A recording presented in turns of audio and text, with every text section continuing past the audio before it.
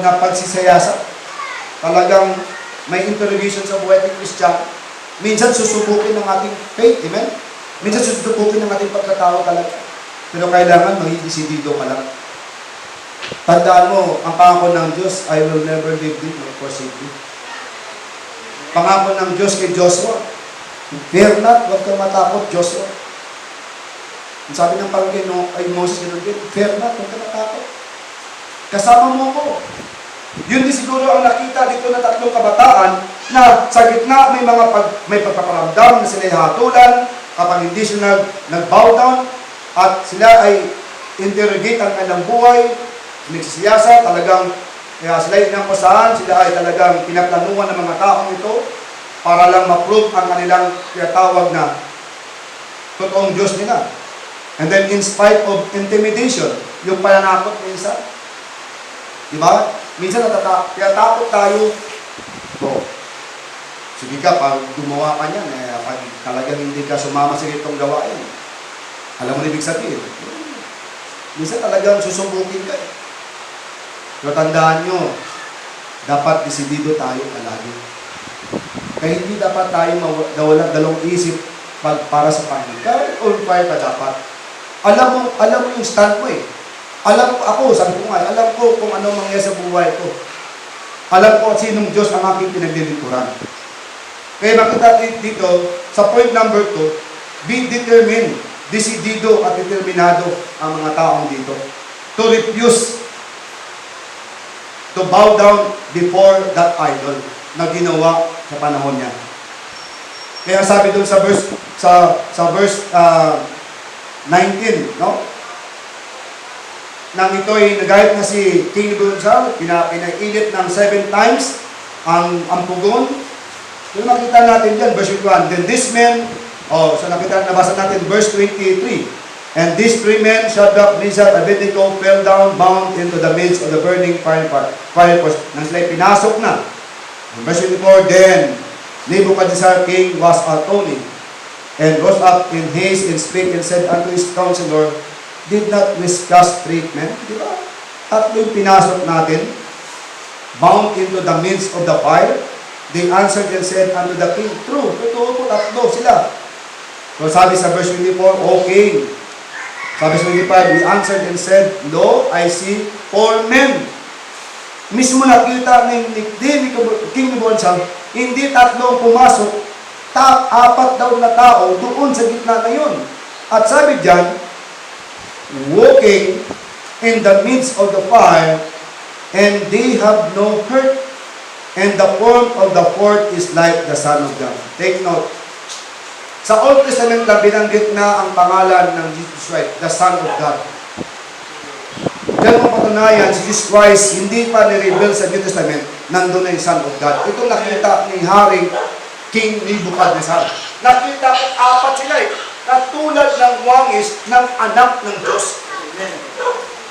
Kaya sabi sa verse 6, then Nebuchadnezzar came near to the mouth of the burning furnace and spake, Shadrach, Meshach, Abednego, ye servants of Most High God, come forth, and come hither. Then Shadrach, Meshach, Abednego came forth in the midst of the fire. Dito makita na maging si King Nebuchadnezzar, in-acknowledge siya ngayon yung Diyos ng tatlong ito. Kaya sabi, lumabas na kayo dyan. Sipin mo, siguro talagang ino-convict na siya at nakita sa kanyang mga mata na mayroong totoong Diyos na kaya itong tatlong ito. Dahil sa kanyang panindigan, sa kanyang determinado, niligtas na ng Diyos nila. Kaya maging si King Nebuchadnezzar na mga, kaya sabi, lumabas na kayo dyan. Shadrach, Meshach, at Abednego. Kaya sabi sa verse 3, and the princes, governors, and captains, and the king's counselor, being gathered together, so these men upon those bodies, the fire had no power, nor was an hair in their head, seeing neither were their clothes changed, nor smell for fire passed on them. Nang nilabas sila, ni yung amoy ng sunog, wala silang naamoy. Ni yung buhok pinalagas, wala. Ibig sabihin, doon sa gitna ng fire, ibig sabihin, naglagay ng Diyos na malaking aircon.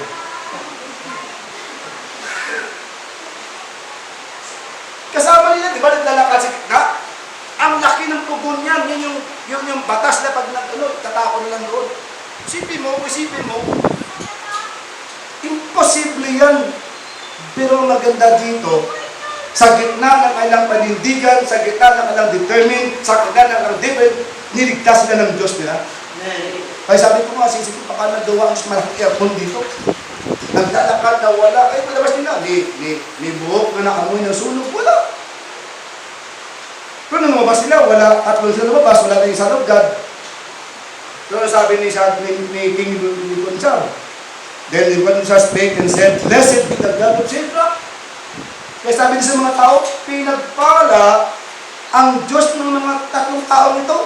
Kaya kinikilala niya na totoo ang Diyos ni Shadrach, ni Meshach, and Abednego, what sent his angel and delivered his servant that trusted in him, and have changed the king word. Nagbago itong salita ng hari. At sabi niya, the bodies that they might not serve nor worship thy God except their own God. So pinakita ni King Nebuchadnezzar, nang nakita niya ang katotohanan na determinado ito, in spite sa kanilang tinatawag na pagpaparamdam, pagsiyasa, pananakot sa kanila, nag-stand pa rin sila. On fire pa rin sila.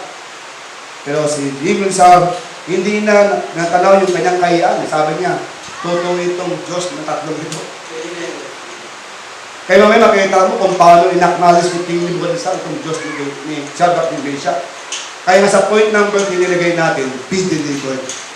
Tandaan mo, kapag ikaw ay nakita ng Diyos, you are different. Nag-stand ka sa iyong pahindigan at determinado ka, ang sabi ng pangatlong puntos natin, the Lord will deliver. I-deliver ka niya. Amen? Sa mga tao nag-akusa sa iyo. Sa mga tao, minsan susubukin ang iyong pagbabago. Amen? Kaya minsan pagbabago mo, pagtatawanan ka talaga eh. Nanasan niyo ba yan? Na para bang sasabihin sa'yo, oh, talaga ba nagbago ka? Talaga ba totoo na yan? Di ba? Pero alam niyo, pag ikaw ay different, pinakita mo na iba ka na, at hindigan ka para sa Diyos, at desidido ka gawin ang mga bagay na i-refuse mo to bow down, na hindi ka nagagawa ng mga bagay nito, kaya i-deliver ka. May 4 na bagay, deliver sila. Una, deliver to the plain. Deliver to the plains. Number 2, deliver in the plains. Number 3, deliver from the plains. And number 4, deliver after the plains. Ano pagkakaiba doon? Ang pagkakaiba, una, deliver to the plains. Deliver in the plains. Sa logis na. Delivered from the plains. Lalabas niya. And after, isla lumabas na, binigyan siya ng Diyos ng deliverance sa kamay ng King Nebuchadnezzar. At makita natin dyan, ang sabi ng verse 29, ito napaganda sabi ng King Nebuchadnezzar, therefore, I make a decree. Gagawa siya ng bagong decree. That every people, nation, and language which speak anything amiss against the God of Shadrach and Meshach and Abednego shall be cut in pieces, and their houses shall be made a dunghill, because there is no other God that can deliver after this sword. Nagbago ito si King Nebuchadnezzar. Gumawa siya ng decree. Ang sino mang magsasabi ng mga tao laban sa tatlong ito, sa pamagitan ng lingwahe man o nasyon na laban sa Diyos sa Diyos ni Shadrach and Meshach and Abednego, sabi niya, kayo ay pira-pirasuin ko, papatay ko kayo lahat. Sipin mo yun. At sabi niya, maging yung mga bayo, gawin kong danggil, yung dumihan ng mga hayop nila. Yung mga magkukusa sa kanya sa kay tatlong ito. Because there is no other God that can deliver after Jesus. At wala pang ibang Diyos na nangyari nag-deliver sa tatlong ito. Wala pa ko nakita na nilagay ko sa pugon na nabuhay. Amen? Except ito sa tatlo na ito. At tinaniwala siya ng Diyos ni Shadrach, ang Diyos ni Meshach, ang Diyos ni Nebuchadnezzar, kaya silang iligtas. Kaya nga napaganda, sabi ng verse 30, then the king promoted. Yun ang maganda. Ipo-promote ka ng Diyos, mga kapatid. Ibig sabihin yung promoted, the Lord will bless you. Ilalagay kayo sa magandang lugar. Bibigyan kayo ng isang magandang pwesto na kilalanin ka ng mga tao sa panahon na yan. Ibig sabihin, pag na-promote ka ng Diyos, makikilala.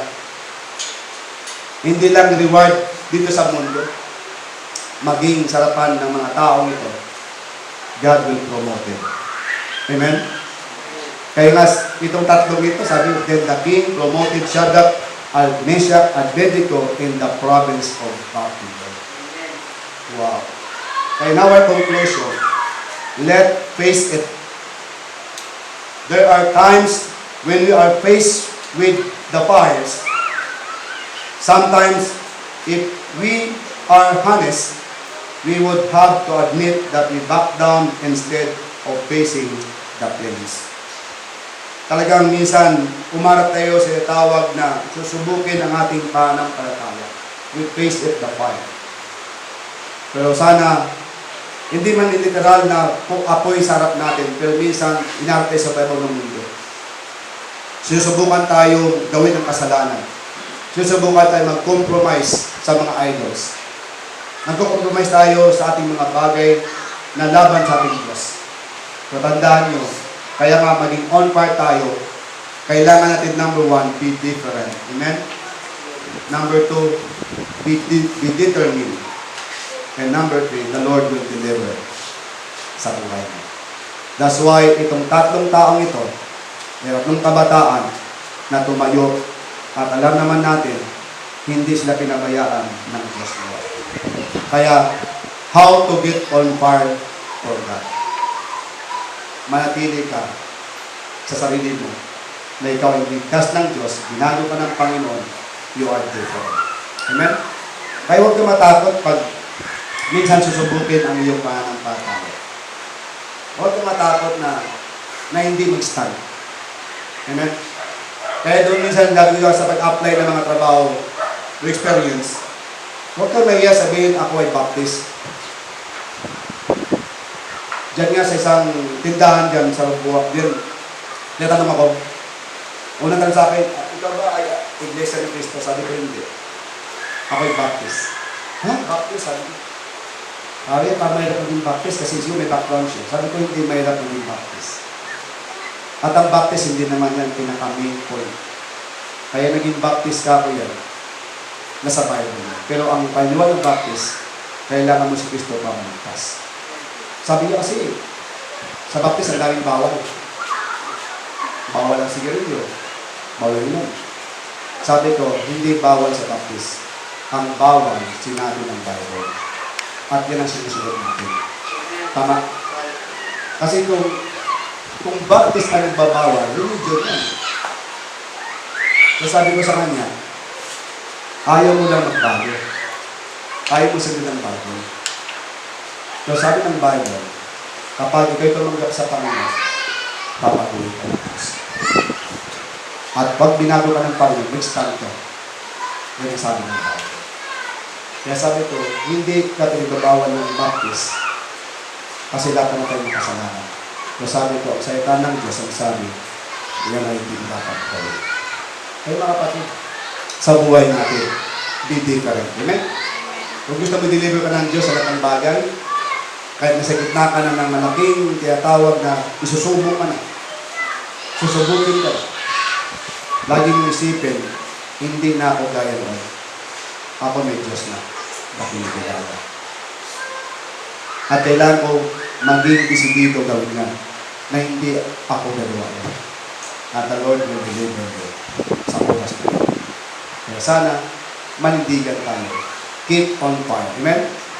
Maging on fire ka sa gawain ng Diyos. Kaya kayong mga members ng Diyos, keep on fire. Huwag sana dumating sa punto na para bang ang buhay natin Kristiyano, malamig pa sa ibang bagay. Kaya ito, sabi ko na itong panahon natin, pagsamantahan natin ito. Baka hindi na ito dati mga panahon dati pa. Napakahirap. Kaya nga salamat. Kaya sabi ko nga, ang Sunday sa Panginoon niya. Maunawaan natin ang mga trabaho dahil sa. Pero alam ko, kayo dapat may lagi kayo pang sa Panginoon. Amen? One day, sabi ko nga lahat naman tayo ay i-deliver ng Diyos sa mga panahon na susunod. Okay? So tayo tumayo to close our service this afternoon. Nalangin tayo. Father God in heaven, thank you muli sa inyong mga salita na ibinigay po sa amin this afternoon. Dalangin ko ito'y nakating sa puso ng bawat isa at may sa buhay po namin. Lord, huwag kami matakot. Huwag kami mahiya. Huwag kami magdalawang isip na gawin ng mga bagay na mabigay-bigay sa iyo. At one day, Panginoon, i-deliver mo kami. Kaya sa gitna ng mga bagay na pwede mangyari. Pero kapag kami ay nagtiwala at sumulit sa iyo, at aming itintaas ang iyong pangalan, i-deliver mo kami sa lahat ng pangalan, sa lahat ng mga problema. Maging harap mo kami sa tao, Panginoon, wala kami dapat katakutan. Dahil totoo, ikaw ang Diyos na aming pinagkakala. Kaya bless yung Panginoon, ang mga mananampataya sa lugar nito. Pagpalayo po kayo ng buhay, at ikaw po may taas. Salamat po sa iyong mga salita ulit na nabibigay sa amin ng challenge, nabigay ulit ng init sa aming mga buhay. Lord, nasa iyo po lahat ng kapurian, ito po yung dalangin ko sa pangalan ni Jesus. Amen.